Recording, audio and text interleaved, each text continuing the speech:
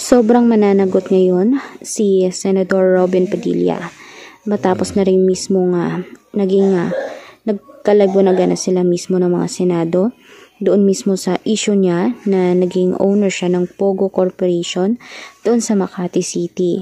At mismo sa lungsod ng Manila ay mas dumarami pa ang Pogo.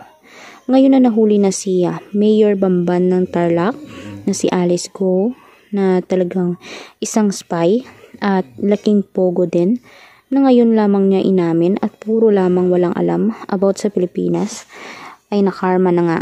Pero gayon pa man binibigyan ito ng special treatment. Iyon ang ikinagagalit ng mga Pinoy. Bakit umano ang unfair? At dito naman kay Senator Robin Padilla, kahit naman gaano kalaki ang ebidensya na ibinabato sa kanya, parang nabibigyan ata ng mga special treatment ang mga Pogo owner na ito.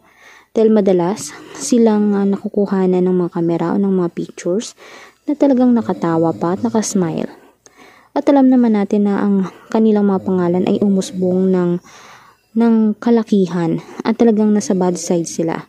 Mabuti na lamang at dyan si Idol Raffy Tulfo na tumatanggol mismo sa ating mga Pinoy at sa mga Pogo at sa mga Pogo na nagtutuligsa. Kaya naman na ang lupit at ang galing mismo ni Idol Raffy Tulfo dahil kampi talaga niya ang mga Pinoy. At kahit kailan ay hindi siya bias. Ang para sa kanya ay ang katotohanan at ang mga karapatan ng Pinoy ay maibibigay. Kaya para sa inyong mga kanetasan, ano nga ba ang dapat na parusa dito kay Senator Robin Padilla? I-komento nyo sa baba ang inyong mga sagot at huwag kalimutan mag-subscribe, i-like at i-share ang ating videos on public. Maraming salamat mga kanetasan.